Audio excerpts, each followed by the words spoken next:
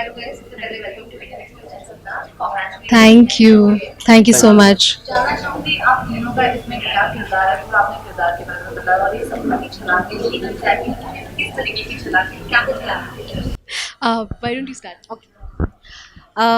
मेरा नाम है कशिश दुग्गल और सपनों की छलांग में मैं राधिका की मम्मी सुमन यादव का कैरेक्टर प्ले कर रही हूँ। सुमन एक ग्रेजुएट है, खुद पढ़ी लिखी है, शादी हुई है राधे श्याम जी से जो इतने पढ़े लिखे नहीं हैं, और हमारा समोसों का बिजनेस है।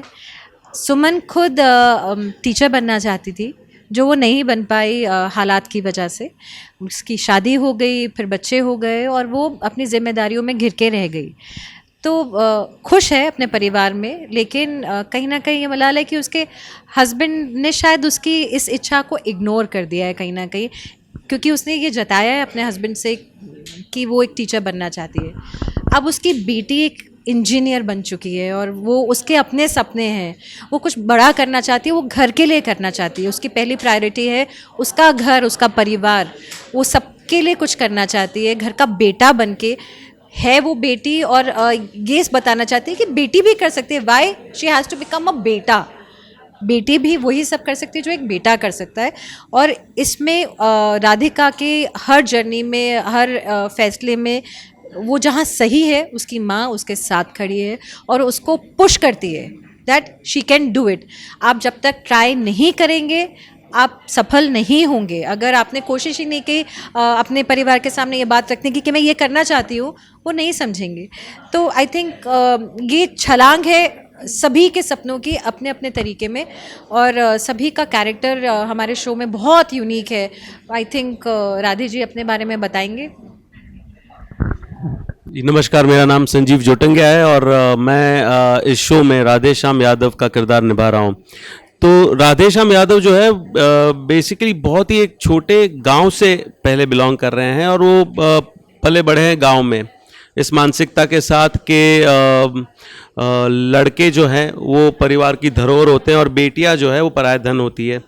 तो ये जब इनके बड़े भाई झांसी में आके सेटल होते हैं गांव में, राधे श्याम जी ज़्यादा कुछ कर नहीं पाते तो वो भी झांसी आ जाते हैं बड़े भाई को उनके काम में हेल्प करने। तो एक कहीं ना कहीं राधे श्याम के मन में वो भी है कि बड़े भाई का एहसान रहा है कि उन्होंने हमारे परिवार को सपोर्ट किया है, लेकिन एट द सेम टाइम वो अपनी बेटी को लेकर भी बहुत प्राउड है क्योंकि बेटी उनकी बहुत बहुत एक्स्ट्राऑर्डिनरी है, अचीवर है, एकेडमिक्स में हमेशा आगे रही है और बहुत इंटेलिजेंट भी है, रोज़मर्रा के प्रॉब्लम्स में से यूं हल निकाल लेती है। तो बस इस जर्नी में जहाँ पे एक कंडीशनिंग होती है, पेट्रियार्की सिस्टम होता है कि लड़कों को आगे करो और लड़कियों को प्रोटेक्ट करो, ताकि अल्टीमेटली गोल ये है कि उनकी शादी करके उन्हें भेज दिया जाए। बट इन सब के बीच में जब राधिका उसके सपने और उसके सपनों को लेकर जब वो राधिका की माँ खड़ी हो जाती है राधिका के लिए, फिर ये दोनों मिलके राधे श्याम जी को कन्विंस करते हैं और राधे श्याम जी को भी लगता है कि नहीं, राधिका सपनों की छलांग डिजर्व करती है। तो ये है मेरे किरदार की कहानी। मैं राधिका यादव का किरदार निभा रही हूँ और राधिका एक बहुत स्वीट सिंपल सी लड़की है, पर बहुत स्मार्ट है, बहुत इंटेलिजेंट है और बहुत हार्डवर्किंग है। वो एक अचीवर है, वो जो करना चाहती है वो ज़रूर करती है। वो अपने सपने पूरे करती है, अपने अचीवमेंट्स वो अनलॉक करती है सारे। लेकिन उसका अप्रोच भी लाइफ में ऐसा है कि वो भले ही कुछ हासिल करना चाहती है तो शील नॉट, वो किसी भी हालत में उसे हासिल नहीं करेगी। वो उसका एक एथिक सिस्टम है, एक वैल्यू सिस्टम है। वो अपने फैमिली को कन्विंस करके उन्हें राइटफुली बिना रिबेल किए अपने साथ वो चाहती है कि लोग समझे कि क्यों कुछ करना ज़रूरी है। ऐसे नहीं कि मुझे करना है तो मैं ये करूँगी। और वो हर जगह ये रूल अप्लाई करती है। जैसे कि उसके जॉब इंटरव्यू में भी जब उसे वो जो बॉस है वो कहती है कि तुम में कोई एक्स्ट्रा ऑर्डिनरी बात है ही नहीं तो हम तुम्हें क्यों हायर करें, तो वो उस बात पे लड़ नहीं पड़ती कि हम एक्स्ट्रा ऑर्डिनरी है, आपको नहीं पता या कुछ। वो कहती है कि हमें बस एक मौका चाहिए कि हम एक्स्ट्रा ऑर्डिनरी आपको बन के दिखाएं, क्योंकि हमें पता है हमें वो पोटेंशियल है। And such it's the simplicity of our approach जो आई थिंक इस कैरेक्टर को इतना स्ट्रॉन्ग बनाती है कि वो हर चीज़ करने की उसमें वो एबिलिटी है, लेकिन वो उसे सही तरीके से ही करेगी, वो सोच समझ के करेगी और वो अपने फैमिली को अपने साथ लेकर चलती है हर जगह। तो यही एंड राधिका फर्मली बिलीव करती है बदलाव में।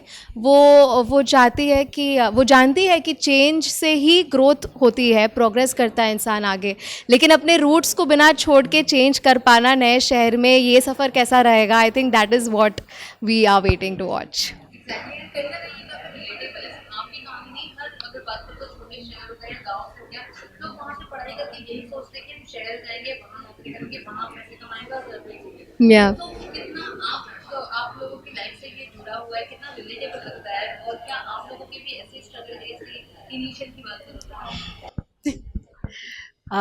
तो जैसा मैंने पहले भी कहा कि मैं दिल्ली से बिलोंग करती हूँ और एक्टर ही थी बचपन से ही, स्कूलिंग के साथ साथ एक्टिंग भी करती थी। बट जैसे जैसे बड़े होते गए, जैसे अभी अभी मेघा ने कहा कि change should be constant, change नहीं होगा तो आप ग्रो नहीं करेंगे। और बढ़ते बढ़ते मुझे मालूम चला कि मुझे इतनी अपॉर्चुनिटीज़, जबकि ये तो मेट्रोपॉलिटन है, नहीं है अपॉर्चुनिटीज़ फॉर माय फील्ड। तो मुझे अगर कुछ बनना है, कुछ करना है, अपने माँ बाप को प्राउड करना है, क्योंकि रूट्स तो सबकी सेम होती हैं। सबसे पहला ख्याल आता है to make your family proud of you. I think आप किसी और को प्रूव नहीं करना चाहते, but you want to make your parents and see the happiness on their faces. जो राधिका की भी जर्नी है कि मेरा परिवार खुश और मैं उसमें कंट्रीब्यूट कर रही हूँ। तो मेरा भी यही था कि दिल्ली से यहाँ तक की छलांग मेरे लिए बड़ी थी, क्योंकि मैं बहुत ही इंट्रोवर्ट एक्टर थी, बट मुझे बहुत प्रोटेक्टेड थी इंट्रोवर्ट की। जहाँ जाना है मम्मी के साथ, जहाँ जाना है पापा के साथ, 8 बजे के बाद घर से नहीं निकलना। मुंबई मेरे लिए बिल्कुल बहुत बड़ा चेंज था, जहाँ मुझे लगता था 1 बजे लोग शॉर्ट स्कर्ट्स पहन के घूम रहे हैं, नोबडी केयर्स, नोबडी बॉदर्स कि यहाँ पे इट्स योर लाइफ। सो पता चला कि कितने चेंजेस है, और अपनी रूट से जुड़े रहना एंड अपने पेरेंट्स की सीख पे उनकी टीचिंग्स को फेल ना होते हुए देना, अपना मार्क बनाना, आई थिंक ये मेरी छलांग थी। मेरा ख्याल है अपने देश भारत में मैक्सिमम जो परिवार है संयुक्त परिवार है। मेरे लिए छलांग एज सच जैसे राधिका की स्टोरी है, वैसा तो मुझे जीवन में कुछ नहीं करना पड़ा, क्योंकि मेरा जन्म बम्बई में हुआ। लेकिन हाँ, मेरी फैमिली या मेरे जो रूट्स है, मेरे दादाजी गुजरात के एक छोटे से गांव से बॉम्बे आए थे, तो आई थिंक वहाँ उन्होंने छलांग ली थी। फिर मेरी दादी ने बहुत ही विपरीत परिस्थितियों में मेरे फादर उनकी परवरिश की, और ऐसे परिवार में थे हम जहाँ पे मतलब एजुकेशन को ज़्यादा इम्पोर्टेंस नहीं था। ऐसे में उन्होंने मेरे फादर को डॉक्टर बनाया। तो वहाँ से ये जो एक अपब्रिंगिंग होती है जॉइंट फैमिली की, ये बात तो आपको हर जगह दिखेगी कि कोई भी जो छलांग लगाना चाहता है ना, वो अकेले अपने मन मुताबिक नहीं कर रहा, वो सबको साथ लेकर चलना चाहता है या चाहती है। वो सबकी रजामंदी मर्जी लेकर, क्योंकि वो पूरा जॉइंट गुड करना चाहते हैं। तो दैट इज ऑल छलांग इज अबाउट। माय छलांग डेफिनेटली एक इंजीनियरिंग जॉब को छोड़ के एक्टर बनने का जो फैसला था मेरा, वो मेरा सबसे बड़ा छलांग है लाइफ में। मेरे साथ साथ मेरे मॉम डैड का भी। मैं एक सिंगल चाइल्ड हूँ और ओनली डॉटर हूँ, तो नेचुरली बहुत प्रोटेक्टेड स्पेस से आती हूँ मैं, और मैं बचपन से अपने फैमिली के साथ ही रही हूँ। मैं काम के लिए भी बाहर गई नहीं हूँ, या पढ़ाई के लिए भी मुझे बाहर नहीं जाना पड़ा, क्योंकि मुंबई में ही ब्रॉट अप हुई हूँ। तो मैं एक नेक्स्ट लेवल प्रोटेक्शन से बिलोंग करती हूँ। और जो पढ़ाई में बहुत अच्छे होते हैं, जो टॉप करते हैं, जो साइंस पढ़ते हैं, इंजीनियर बनते हैं, उनसे तो उम्मीद ही नहीं होती मोस्टली कि ये कुछ और करेंगे अपने लाइफ में। तो उसी अपब्रिंगिंग और उसी थॉट प्रोसेस के चलते मैंने कभी किसी से शेयर ही नहीं की थी ये बात कि मुझे एक्टर बनना है।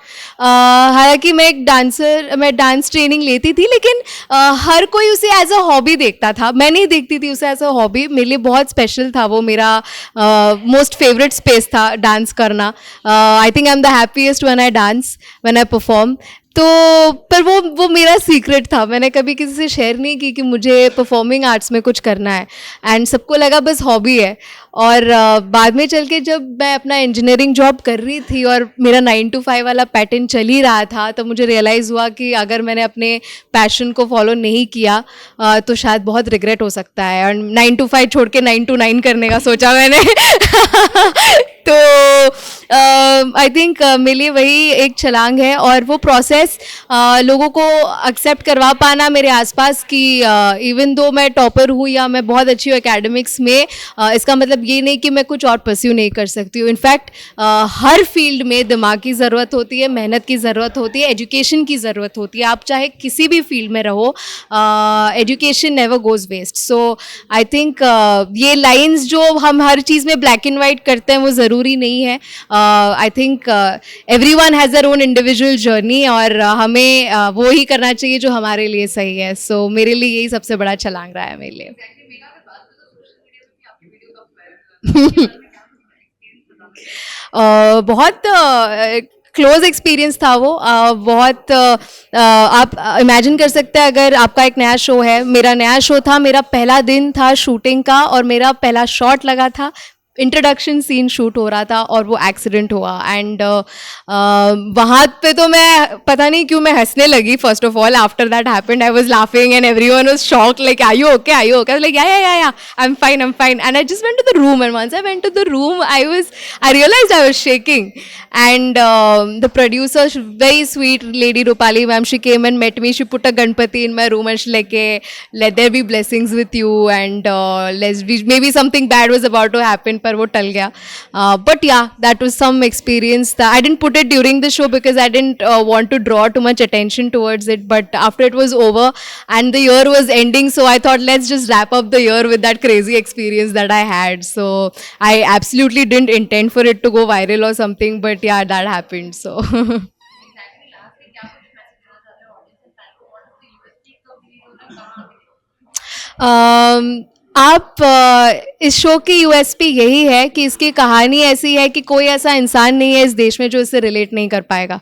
छोटे से छोटे चीज़ से आप रिलेट कर पाएंगे, और हमारे मेकर्स ने बहुत बखूबी अटेंशन टू डिटेल, इतना हर छोटे छोटे चीज़ पे ध्यान दिया है, कैरेक्टर्स से लेके सेट डिज़ाइनिंग तक, कि आपको हर एपिसोड में कुछ ना कुछ ऐसा मिलेगा कि आप सोचेंगे कि ओ ये तो हमारे घर में भी है, ये तो हमारे आसपास भी होता है. तो डेफिनेटली आपको आपके परिवार वालों के साथ, अपने दोस्तों के साथ ये शो देखना चाहिए. हम प्रॉमिस करते हैं कि आपको इसका कंटेंट बहुत अच्छा लगेगा.